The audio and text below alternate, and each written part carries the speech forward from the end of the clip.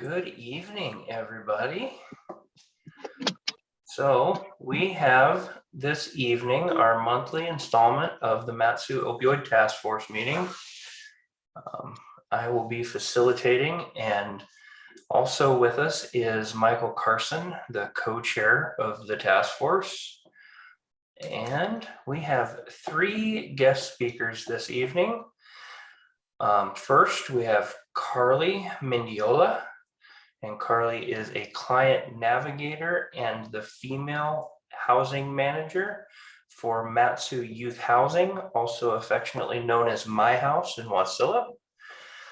I got voluntold to present today. That presentation went from a peer presentation to a presentation about the new facility that I will be overseeing. So I will share with you guys about day one. For those of you that don't know who I am, my name is James Savage. I am the Director of Operations for True North Recovery, and I'll share a 30,000 foot view of our day one center that is in its infancy of launch currently. And then last and absolutely not least, we have Crystal Smith with us today, and she is a program coordinator with DHSS. And she is going to share with us today about peer certifications and all of the wonderful things that are going on at the state level. So thank you guys all for joining us. Thank you very much to our presenters. And who would like to go first, Crystal or Carley? Is Carley with us? I see Kurt. Yeah, Carley said that she had to drop off some clients at the some of the My House housing, and she said that she would be just a tad late. So James, maybe if you wouldn't mind, I could start with some announcements, and then if Carley makes it, after that, we'll let her have the floor. If not, we can jump into you or Crystal. So Perfect. I just wanted to let everybody know, I just got a phone call today from Alana Habib. She is with the Office of Substance Misuse and Addiction Prevention, known as OSMAT. And they're looking at hosting a community cafe at the end of April. And that topic would be polysubstance use and misuse. And the time and the location will be coming soon. And some of you may have been involved in the original community cafe that happened, it's probably been 4 years ago, 5 years ago. And the state did about 28 different community cafes across the state to gain info about developing the state opioid action plan. So that was held at Pathways Alternative School, high school in Palmer, and we might be able to use the same facility again. So as we get closer to that date, I'll make sure everybody has it, and it'll be in person. And so that'll be nice to see everybody again. That was the latest. And next, I wanted to bring everybody up to date about the bad batch of heroin that happened in Matsu. It's been about 2 weeks now. Unfortunately, there was a 7th fatal overdose confirmed. And unfortunately, I talked to Dr. Tom Quimby. He's the ER director at the hospital. Unfortunately, none of those individuals ever made it to the hospital. They all died in the field. And so very unfortunate.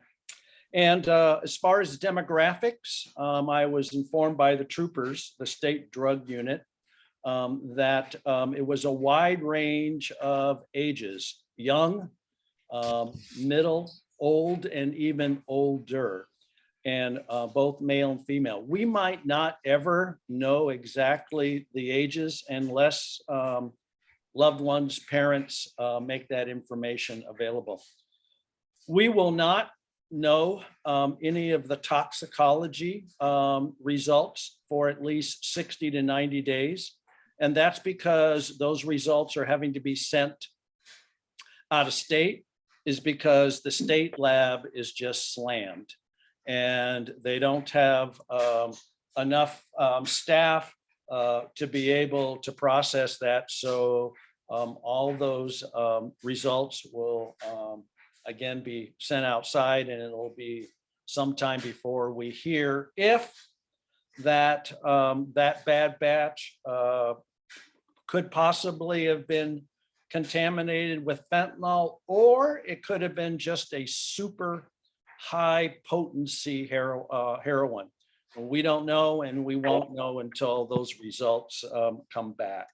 So some of you may have heard there were 17 other emergencies. Again, none of them ever made it to the hospital. My understanding is many of them bounced, in short, meaning after they were revived, they just got up and walked away. And so we have no idea if any of those people ended up in detox or treatment. Unfortunately, we don't have any follow-up on those individuals. Due to the increase in fentanyl that we're seeing, some of you were here last time when Jen Cooper presented, and I talked to Tim Easterly with Project Hope yesterday, and the new naloxone kits with 8 milligrams of naloxone will be here by the end of April, and then they will need to be assembled. So My House has done that in the past. I want to thank Kurt with My House. He's headed that up in the past. He's also a Narcan trainer, and I imagine there's other Narcan trainers that are online. I believe True North Recovery. Absolutely. Thank you, James. And so those kits will need to be assembled and then distributed. So by maybe middle of May, everybody will be able to have one of those new Narcan kits in their hand. And again, that will have 8 milligrams of naloxone versus the 4. And so some of you may have read some of the announcements that were on the agenda. April is Alcohol Awareness Month. And the third month specifically has to do with alcohol and opioids. And one of the takeaways was that binge drinkers are twice as likely to abuse prescription pain pills and opioids. So we'll be looking for more information that third week, and that will be all posted on the Mat-Su Opioid Task Force Facebook page. I wanted to give a shout out to John Green, who administers that for us and keeps us up to speed on everything that is happening. Then also at the end of April, I have the opportunity to present at the State School Nurses Conference and be able to talk about Kelsey's law and Kelsey's lesson. So I'm excited to do that. And then also at the end of April, the 30th, we have the DEA Drug Take Back Day, both from Fred Meyer's in Wasilla and Palmer, and then also the Willow Library. So, and then finally, there were some names that I wanted to acknowledge, special thanks that were listed on the agenda. And Lauren Maxwell, she's with KTUU, a reporter. She has done some phenomenal jobs interviewing a number of people, parents specifically, and really appreciate her keeping this in the news for us. I also want to give a shout out to Judy Gett. She is a Mat-Su College instructor. She held a panel discussion last week, and there were a number of parents involved in that. I also want to give a shout out to John Cook, Mat-Su Health Services. He was part of that panel discussion. Sandy Snodgrass. Some of you may have seen her article in the paper and the ADN and what happened to her son Bruce. And I really want to thank her for her courage, sharing her story and Bruce's story, along with Dar Walden and her son Christopher, Julie, her son. She was also interviewed by KTUU. And so really want to give a shout out to all those parents that are willing to share their story of loss and grief, and then flipping the script and turning that into action and advocacy. So I can't say enough. Thank you to all those parents that are doing that and pushing forward Kelsey's law, Kelsey's lesson, and keeping all these issues that we're dealing with around the opiate epidemic in the forefront. So that's all I have right now. Thank you, James. And I don't know if Carley is on yet, but if not, you're more than welcome to join or present, or we can let Crystal, your call. I'm here. Oh, wonderful. Yeah. Miss Carley. So Carley is a client navigator and the female housing manager for Mat-Su Youth Housing, also known as My House. And we're gonna let her take it away. Yeah. So, okay. So, let's see. I am almost 28 years old. Recently married in December. Third time's a charm. This one's good. I am in August. I'll have 3 years sober. I'm a recovering IV meth user. Let's see. I lost all 4 of my previous children before my addiction, which led to my addiction. I got shot in James. When did I meet you? I got shot at one point in time.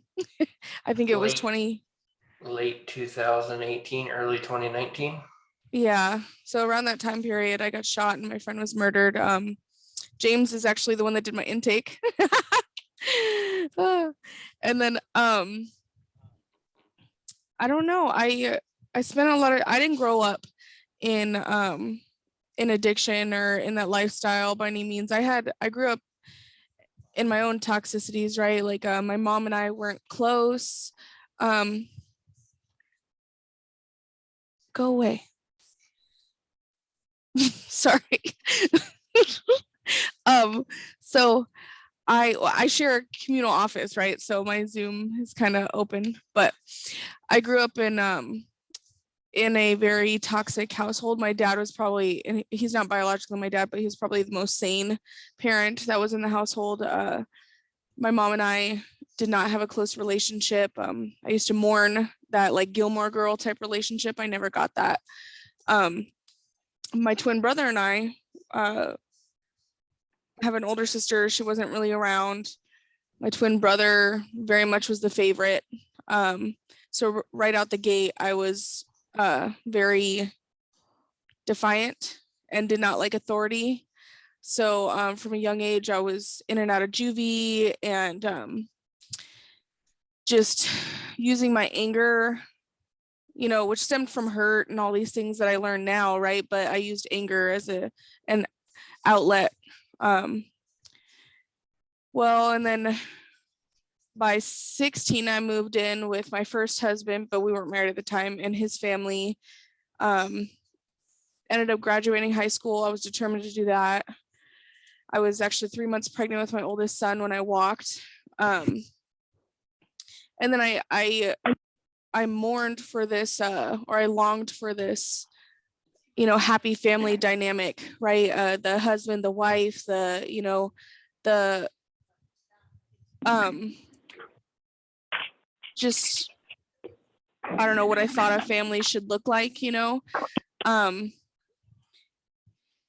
And with that being said, before my dad, the man that raised me, my mom had very toxic relationships, and so I watched that and I inherited that, and I found my worth, which I didn't, but I found my worth in other people and other, in men. And my first husband was very manipulative and an alcoholic, and I tried to fix him, right?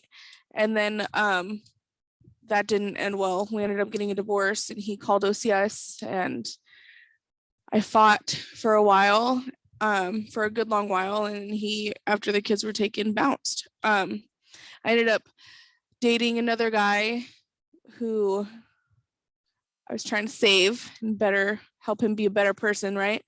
And lost myself in that. And that, they say the first relationship is that puppy dog love or whatever, right? We were in high school together. That's what we were supposed to do. And then the second one is the one that wrecks you. And it definitely did. I went through abuse and neglect and cheating and just drug addiction and everything in that relationship. And I had never even touched a drug at that point. After I lost my rights, I started smoking meth, some pain pills and stuff. And then I told my ex if he wasn't going to stop, then I was going to start when it came to shooting, because I thought that, you could be reasonable with a drug addict, right? I thought that I was going to be worth more than that. In my eyes, I lost my kids, I lost everything. And the last thing I was trying to do was save this relationship. Well, he didn't stop. And so I started. And always been a fighter all my life. Anyway, the abuse continued, the addiction continued, the cheating continued, and I got more and more bitter and resentful and angry and deeper in my addiction. We ended up splitting up. I ended up catching some adult charges, getting on probation, going to jail, in and out of jail. Still no sight of when I would see my children, which kept me sick, right? I was that little girl pretending to give birth because I wanted to be a mom. I've always wanted to be a mom. It's just, I've always dreamt about being a mom, and then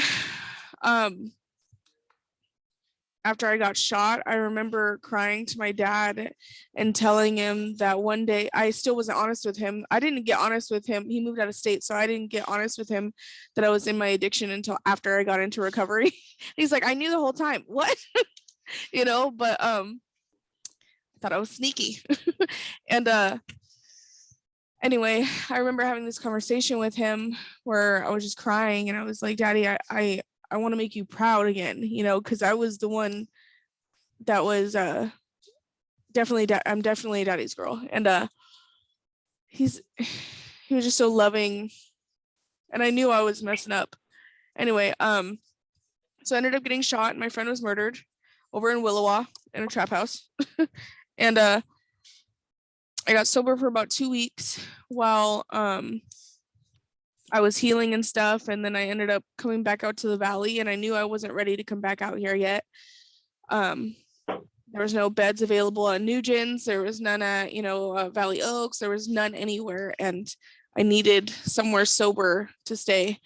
And so when I was brought back out to the valley, I returned back into what I knew, the first place I went was the Kashim, and which we all know that place, right?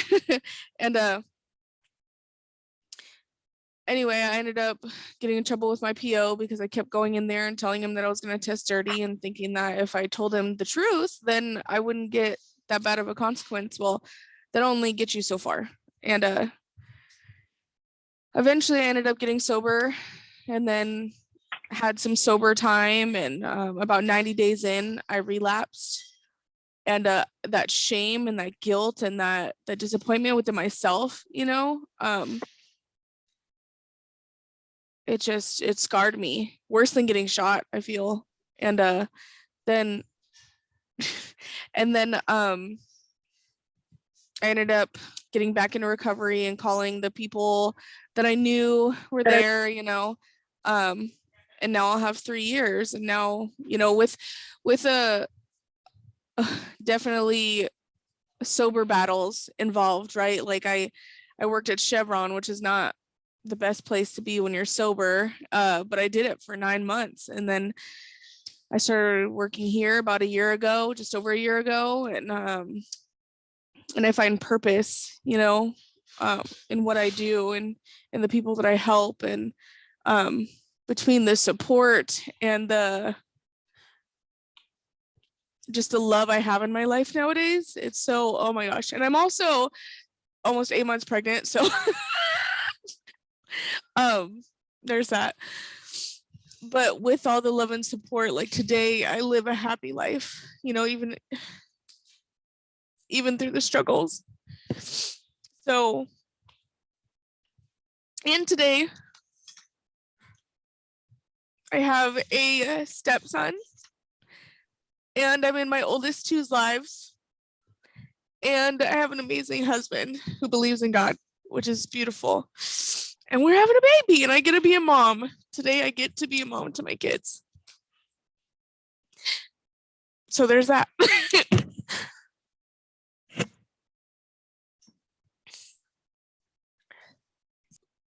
Thank you, Carly, for taking the time to share with us.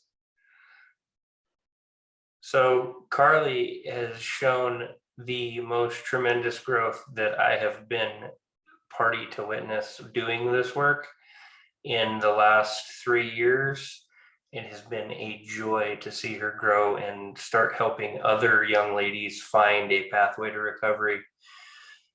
Something that she gets to do on a regular basis that she didn't share with you guys is meet other young ladies who are in the places that she was and walk them into a lifestyle of recovery and love and tolerance that wasn't available 3 years ago, really. I mean, and in our community just some years ago, it wasn't a thing.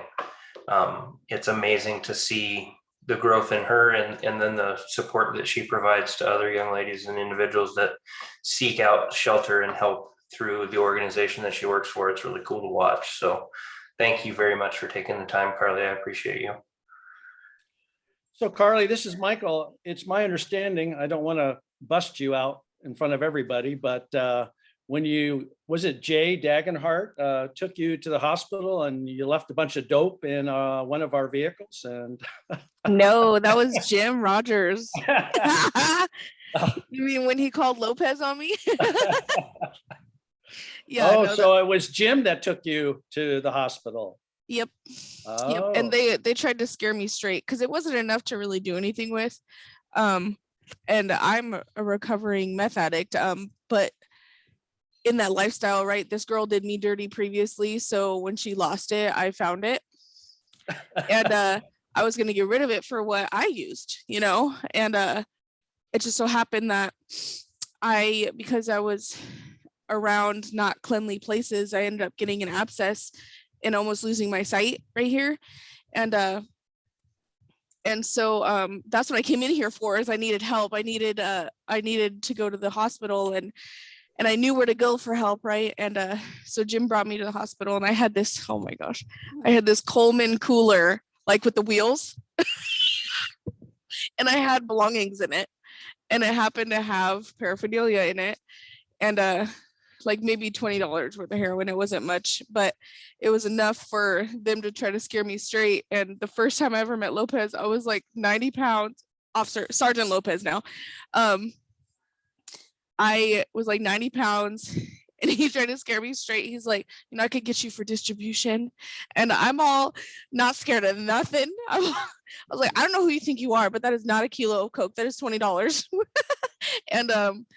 And I just was not taking it seriously. And so that conversation ended up being hours of me, him, and Jim all sitting in what used to be the nurse's office here. And them trying to convince me that I needed treatment. And I wasn't ready to hear it at that point. So this is long before I got shot. You know, I was still running a gun, and I was doing the thing, you know, and so he ended up telling me, well, I won't charge you with anything, but you got to cooperate with my house staff in getting into treatment. And I was not about it, but eventually I agreed. And I didn't though. He left and I didn't. And then one day I was freezing, and it was like that beginning of winter time where it's super, super cold, but there's not a bunch of snow outside. And it was the middle of the night, and I was sitting outside of Holiday with a child's jacket on me. And I had nowhere to go. And Lopez, and this is like 4 or 5 months later, right? And Lopez asked me, "Are you done yet?" And I just broke down. And I was like, I don't want to do this anymore. And that's just, now Lopez and Hellman both come in and, check on me and make sure I'm doing good and stuff. But they're two of my biggest supporters. It's just funny how it worked out. Thanks for sharing that story. Thank you again, Carly. So up next, Crystal, would you like me to go or would you like to go? I'm open either way, whichever you would prefer. Well, I get tired of hearing myself talk, so maybe we'll close out with me, and if you want to share, go for it. Okay.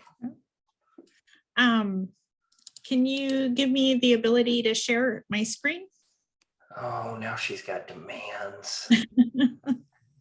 All right, you're the host now, and when you complete your presentation, you'll have to make me the host again. Okay. Hang on one second.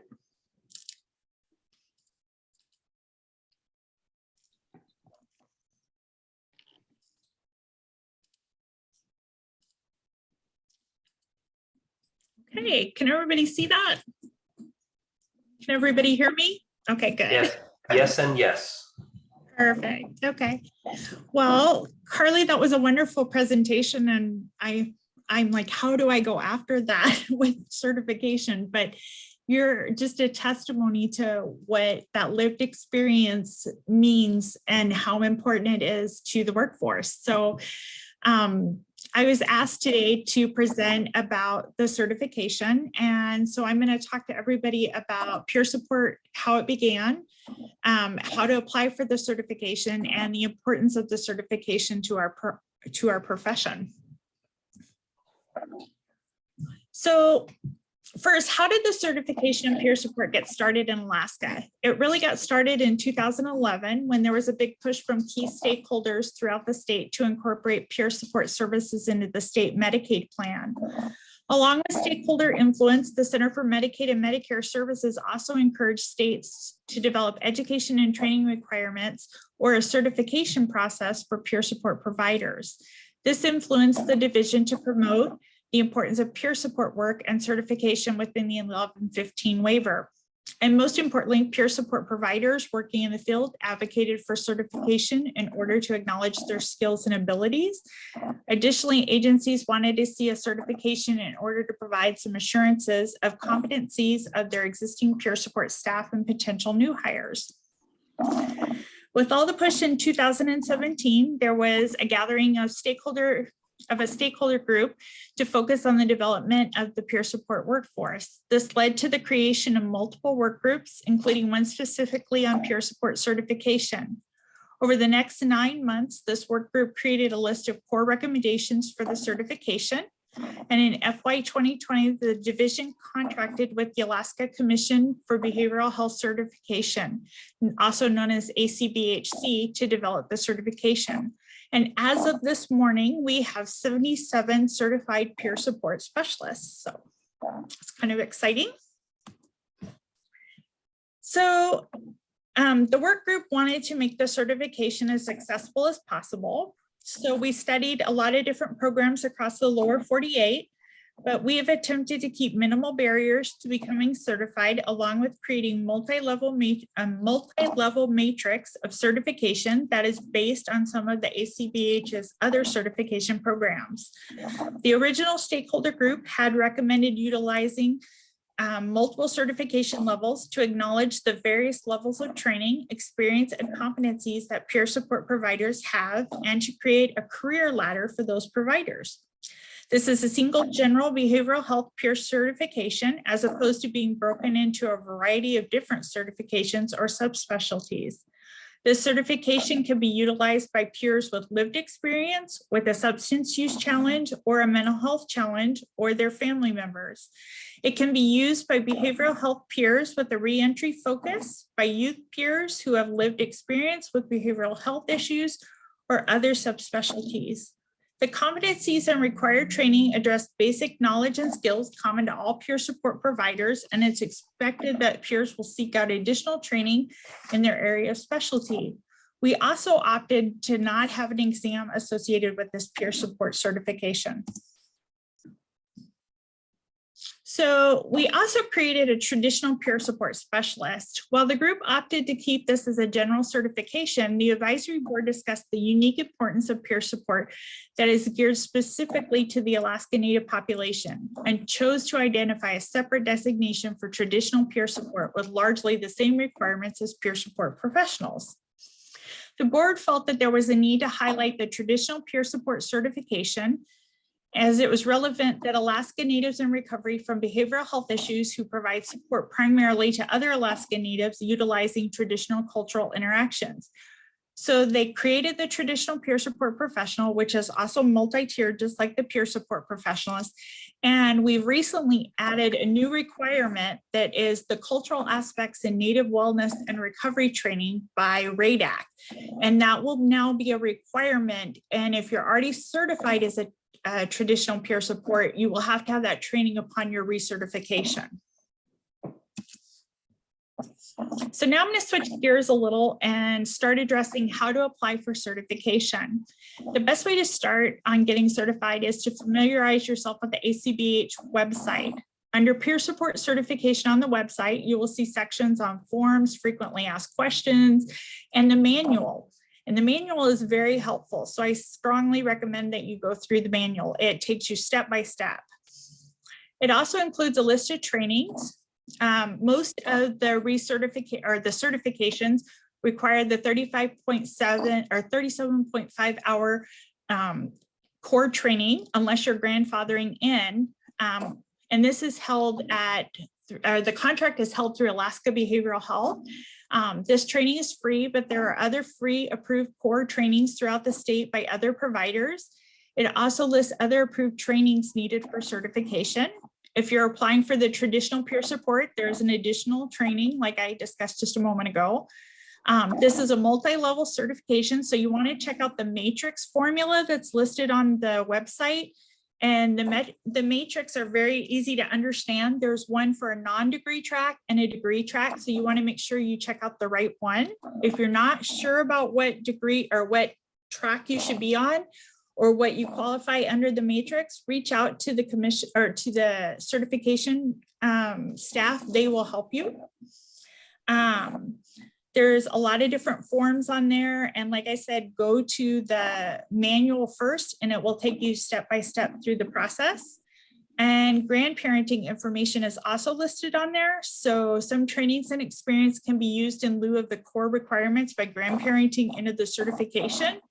If you have questions about grandfathering, it's best to talk to Dabney and Marlene at the certification board.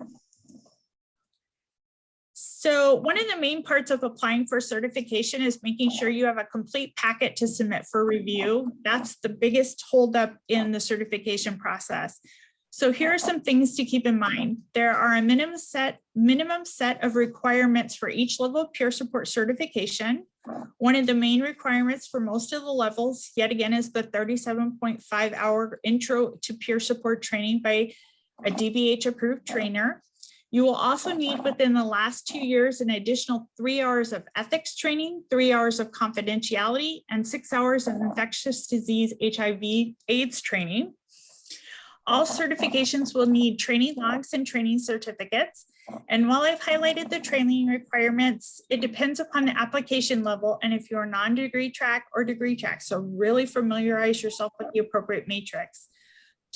Degree tracks will need college transcripts. As you increase your level, additional requirements will be expected. For example, in advancing from a peer support associate, which is the entry level, you will need a minimum of 25 hours of supervision and a minimum of 1,000 hours of experience with mental health or substance abuse agencies. Additionally, you will need a signed attestation of lived experience of recovery for at least 1 year. The Alaska Commission on Behavioral Health Certification Peer Support Program requires 1 year of recovery for certification as a peer support professional. This is self-attested and is signed as a signed statement in each application. You need a signed code of ethics, a background disclosure, personal, professional, or supervisor recommendations, depending upon your matrix level. You need a signed authorization for data collection, a picture ID, a current resume, and payment. And I really want to stress that if you're thinking about certification, now is the time to do it. We have a discount that's applied on the certifications, and it's available as long as the funding lasts or until June 30th. So take advantage of it while you can, because it's going to go away. So once you've got your application submitted, you kind of want to know what are the steps in the process. And so you're going to submit your application with payment and make sure you have all your documents when submitting your application. This is the #1 reason, yet again, why we have delays in the certification process, is just waiting on documents. The commission will review your application and will contact you regarding any missing items. And then once it's complete, they will present it to the ACBH commissioner. The commissioner will make a determination. And there's 3 determinations that the commissioner can make. One, that it's an approved packet and the certification is issued. Second, that it's incomplete and will be sent back to Daphne and Marlene to reach out to you for additional documentations. Or 3, that it might include falsifications, or they're suspect of ethical concerns resulting in a denial of the application and it's returned to the applicant. However, if the application is approved, the certification is issued. And once the certification is granted, you have to recertify every 2 years. And we will actually start our first recertifications in January of 2023. So that means we've been operational for about 2 years, almost 2 years now. So when applying, there are some things to remember. Grandparenting has been extended to June 30th, 2022. So if you think you qualify, take advantage of that while you can. The discounts are still available, but they're going to go away also on June 30th, 2022. And if you're applying for the traditional peer support certification, you must be an Indigenous person. You must have the new training requirements for the TPS certification. There's also no age limit on this certification. They decided to make that there would be no minimum age requirement, leaving this issue to agencies to set their own policy. And once again, there is no exam. So why is it important to become certified? And why are we promoting the importance of certification? Under many of the new billing guidelines, certification is a requirement. Many agencies are now requiring it as they want to ensure who they hire has the skills, training, and competencies to perform the job. And certification also strengthens the profession within the workforce.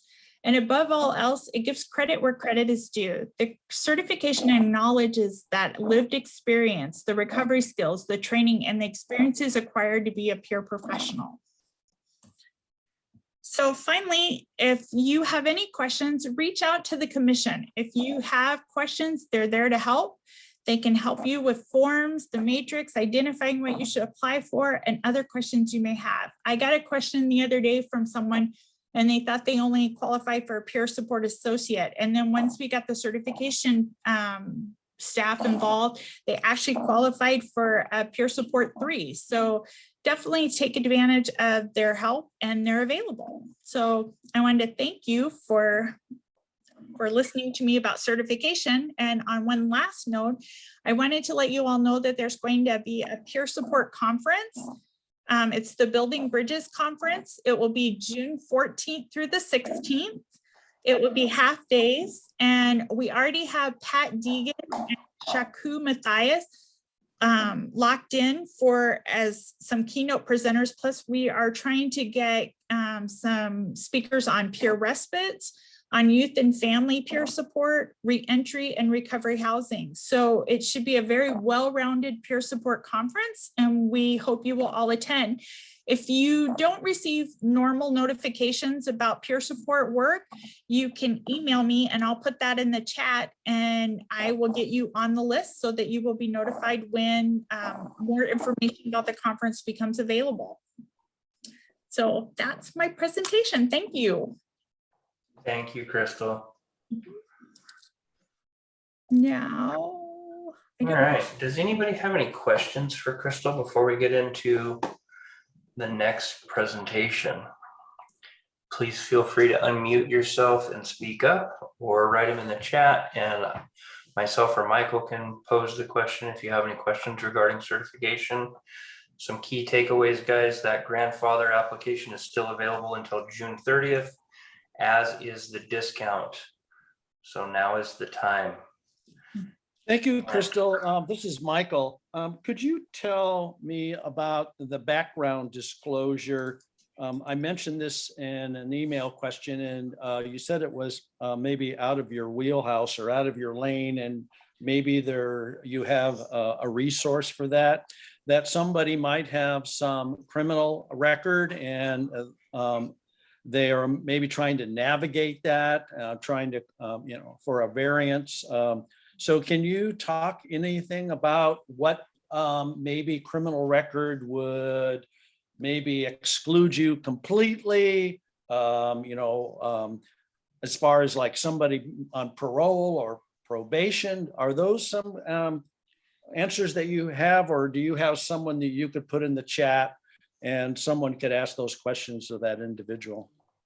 so like I explained in the email, the variance process is not my expertise, my area of expertise, but if you have questions, once again, I'm going to put my email in the chat. Please email me your questions and I will get them to somebody that can help you navigate the process or answer the questions that you may have. I know that they really take into consideration like all of the recovery that you've done and how you're working your programs and making changes in your life. And so I think they're very open to seeing that kind of change, and that helps with their decision-making. So. Thank you. One last question is there any national certification? Do you know of that? And are you guys helping facilitate that, or is that something else at a different site and a different application process? Have you heard about any national certification? I have not heard about national certifications. I've just heard of individual state certifications. That doesn't mean that there isn't one, but I haven't heard of any. And James, I don't know if you may know a little bit more about that than I do, but I have not heard of one. I do know that there are some national companies that have a peer support certification program, but I don't know what all that entails. Thank you. And I'm going to put my contact information in the chat.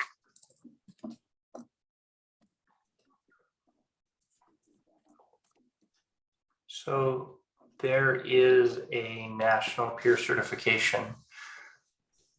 For those that are curious, you can Google it. It will come from the same entity that the NCAC comes from, and its parent certifications.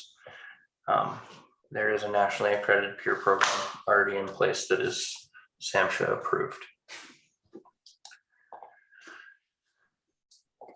So if we didn't get our peer support training 2 years ago, it's 2 years from when we did it, right? Or I believe it's actually within a year, but I will look into that, Carley, and I can email you and give you a clear answer on that. okay, thank you. For grandfathering, is that what you're thinking? Yeah, because I did the training like a year and a half ago. Oh, then I believe you should still be qualified. But I would now have to do the RADAC training when I have to requalify, right?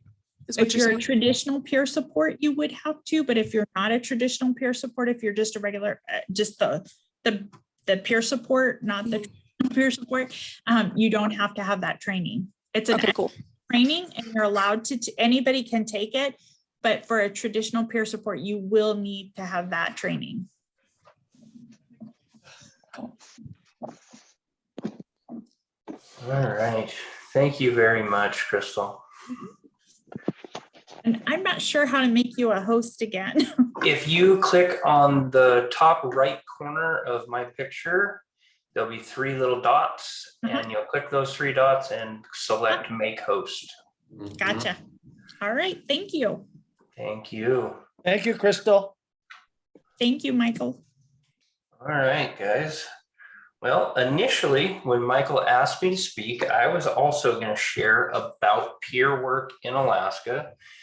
And I would have to totally change hats to speak about that right now, as I have just taken a new role with True North Recovery. For those of you that don't know me, my name is James Savage. I am currently the co-chair of the Mat-Su Opioid Task Force, and I am newly the Director of Operations for True North Recovery's Day 1. And I'm going to share a little bit with you guys, kind of a 30,000 foot view of what Day 1 will represent for the Mat-Su Valley. And exactly kind of what the vision is still forthcoming. So when you hear these things, please understand that it is in its infancy. We're super eager to get feedback and suggestions, and we'll give it a go. So Day 1, in my mind, and the vision for True North, is going to be a stopgap for all of the holes that happen for someone who's seeking recovery supports.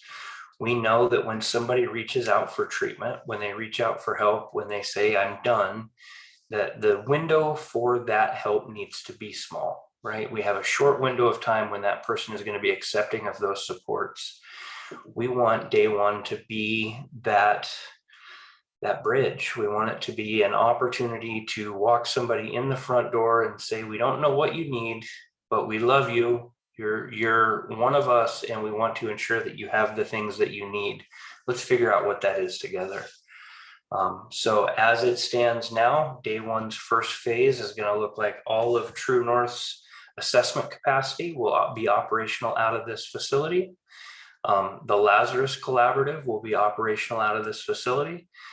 For those of you that are not familiar with the Lazarus Collaborative, that is a operational agreement between multiple providers in our community to provide expedited services and opportunity for care to clients that are shared in that collaborative. It removes some of the barriers, some of the silos, and really provides an opportunity for more well-rounded holistic care for clients that are engaged in that collaborative. In addition to those 2 programs being operational here, we have very high hopes for pieces of the Crisis Now model being implemented here, to include a mobile crisis team, 23-hour stabilization, psychiatric med management, and others to come as Day 1 progresses. The ultimate goal being detox. Initially, it will launch at a 3.2 level social detox with high hopes of growth and increase in intensity as things progress. And that is the overreaching goal for this facility and Day 1 as it sits right now. And I'm sure that is a lot to process. And if you guys have questions, I don't have a presentation. I didn't have speakers in my office to do this meeting until about 52 minutes ago. So we may have to circle back and do a genuine presentation and really get into the details. But right now, I just wanted to share that with you guys, and super excited to see it come to fruition. So James, can you tell us how many agencies are part of the Lazarus Collaborative that True North is working with? Was that an initiation by True North, or was that a collaborative that the agencies decided that they were going to circle the wagons and partner up? So do you have an idea of how many agencies are part of that collaborative? Janet, are you on the call with us? I thought I saw your name. Yes, Janet, I'm here. Kara, I saw Kara just come live too. So guys, I am in my infancy. I'm on my second week with True North. For those of you that don't know, I am a former True North employee before it was True North. I had an opportunity to come home and I am still working out the details of all of these programs. Kara, if you'd like to share more about Lazarus, or Janet, either one of you that could speak more to that, I'd appreciate it. Sure, I'll just real quickly. Currently, we have 9 providers in the Mat-Su Valley, and we're hoping to always have more. And you know, basically, we're trying to. Sorry, just get in the spot here. We're currently have detox, primary care, MAT, residential, mental health. So we just want to have, you know, the full collaboration across the board. It's, you know, anyone can inquire, join us. We just want to make sure we have all the care that we need for our people. There's 2 care collaborators who are basically peer support workers as well. And they are hired specifically. We pay their paycheck, but they don't work for us. They actually work for everyone in the collaborative, so that we can just bring people to every single provider, whether that's transportation, filling out paperwork, being a support, whatever they need to get the care that they need. And sorry, I was running. So. Thank you, Kara. A second question, James, would you define or explain what social detox is, and maybe the difference between that and ambulatory or some higher level medically supervised? Can you or someone maybe on the Zoom be able to distinguish the difference between those, social, ambulatory? Yeah. Janet, you unmuted. I'm gonna let you take it. Well, and I think that's a great question, Michael. I think that's some believe that detox needs to happen with a controlled environment. We would love that to happen, as evidenced by the state of Alaska, approximately 15 beds. That doesn't happen. So if you think about a social detoxification, typically that's short-term, non-medical, for people or individuals with substance use disorders. These are typically people that are offered room and board, and typically some interpersonal or psychosocial support. Very little medicine is happening in that realm. They have a safe place. We say it, you basically have 3 hot meals and a couch, and you just have that peer support. Then you go to the ambulatory detox, which is really what I've had to lean into in this community, which is a care kit that we designed specifically based upon your withdrawal symptoms. That can be a combination of over-the-counter conservative medications as well as prescription medications. And those can be to cover nausea, vomiting, body aches, muscle aches, acute anxiety. I cover, you start at their head and you go to their toes. What are your symptoms you typically experience based upon your substance of use, knowing that oftentimes they overlap each other. So that's a care kit we typically will provide and prescribe up to 5 days. If they need it longer, unequivocally, we'll do it longer. And most of those conservative medications we provide free to the patients, because we can't send someone to the store and say, go buy 6 different medications that are $5 a bottle, because they're not gonna be able to follow through. And so what we like to do is we like to bring the services to the patient. So you come in, we give you a bag, they're all individually labeled, including something as simple as prenatal vitamins, things like that we know work. And a lot of it is, it's really helping them navigate those days of symptomology after they stop using substances. Would the bridge device be included in an ambulatory? If the bridge device is, I'm trying to mute as many people as I can here. The bridge device is going to be very appropriate in the instances where they're having opiate withdrawal symptoms. The bridge device is an interesting, it works phenomenally well as long as we know that they have a very strong support system. Because what I need is, one, I need them to be uncomfortable enough to be in enough withdrawal symptoms to get to the bridge device. But we also know that rarely are they just being exposed to opiates. So we will do the bridge device, but it still means we need to come in on the bottom side of that and treat all of the other potential withdrawal symptoms, because we know that as well as the bridge devices, and I swear by it, I just met with Massimo at the ASAM convention that we were just at last weekend. The manufacturers of the bridge device were there, and it works really good. And then what we have to do is we still have to treat for those breakthrough withdrawal symptoms. Thank you. You're welcome. And then medical. Yes. Supervised. That is the top end. Well, it's the top end because that's typically going to happen within that controlled environment, typically skilled nursing.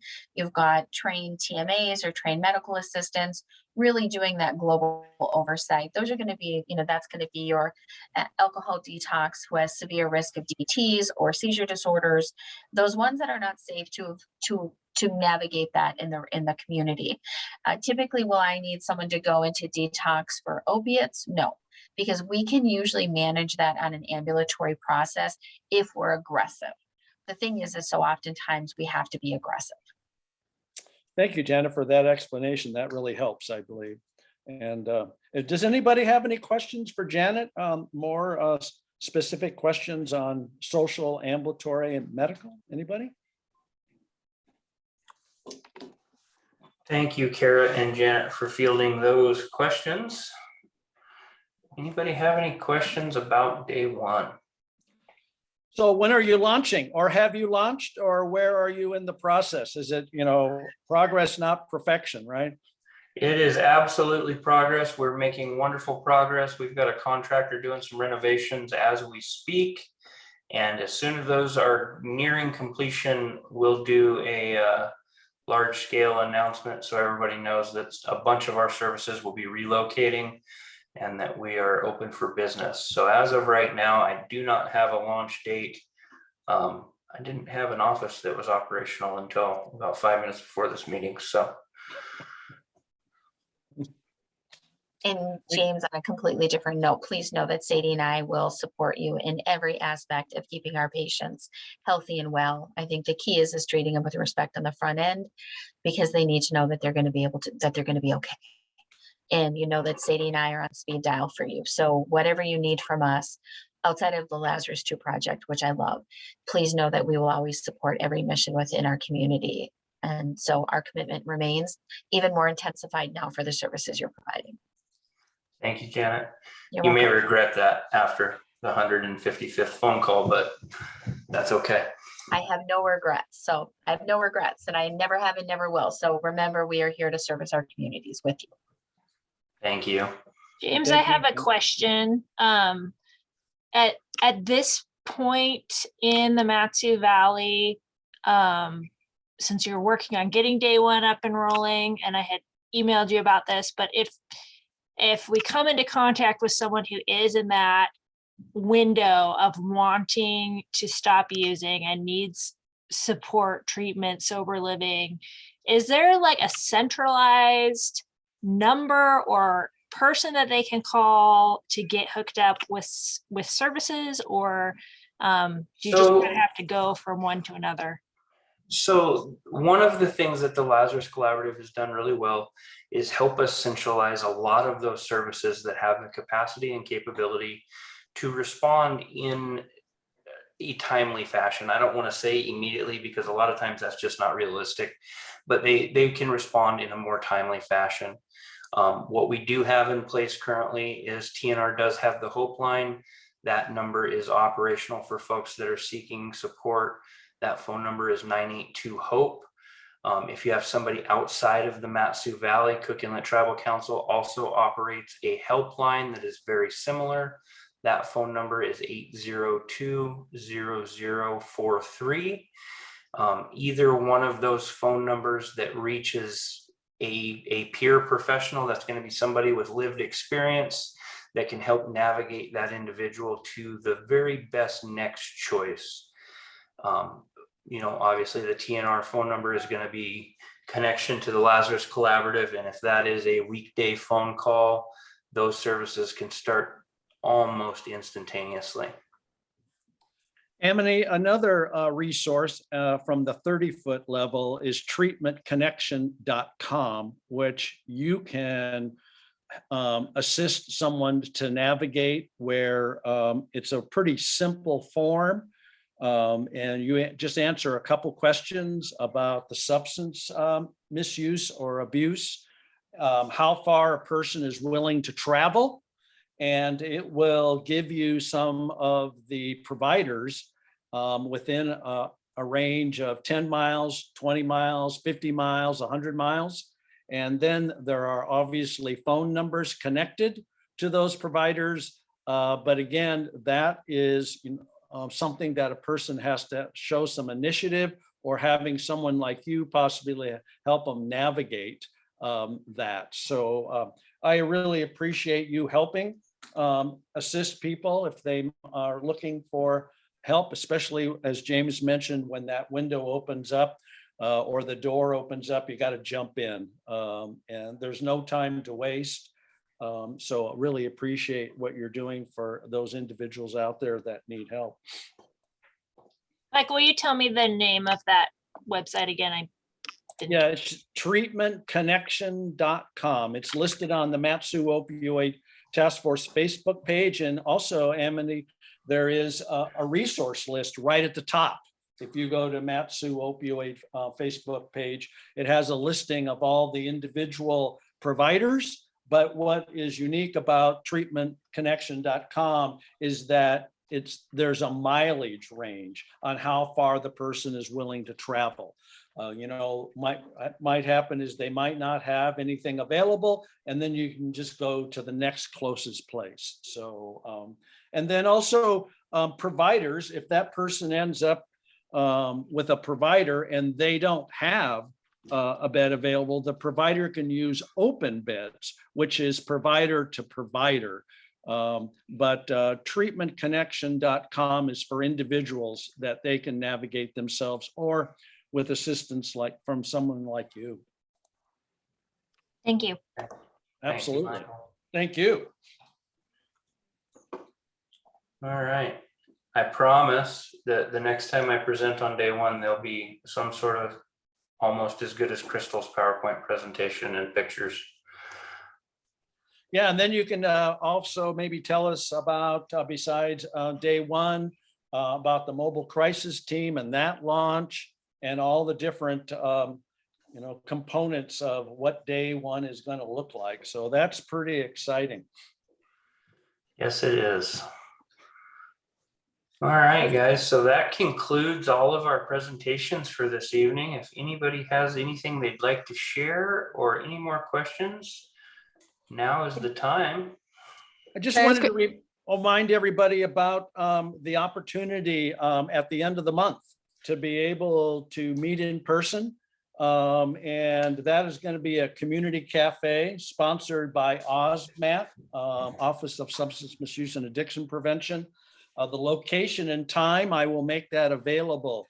But again, the topic is going to be polysubstance use and misuse. So it will be exciting to see everyone in person. And again, I believe they're looking at April 28th, which is a Thursday. So again, the time and the location, I'll make sure that everyone gets that, and it will be wonderful to see everybody in person that can attend. Can I ask a random question? Absolutely. Is Amity, is your dad Judge Condi? My husband, Ed Gandhi. Well, you can let him know that I said hi and I'm doing really well. I will pass that on, Carly, for sure. Thank you. Nice to make those kind of connections. We know that addiction is all about isolation and living with our secrets. And then unfortunately, some people dying with their secrets. But we know that recovery is all about connections and building those positive relationships. And so Yeah. it is wonderful to hear that connection, Carley. All right, guys, enjoy the rest of your evening. Thank you all for joining us, and we'll see you guys next month.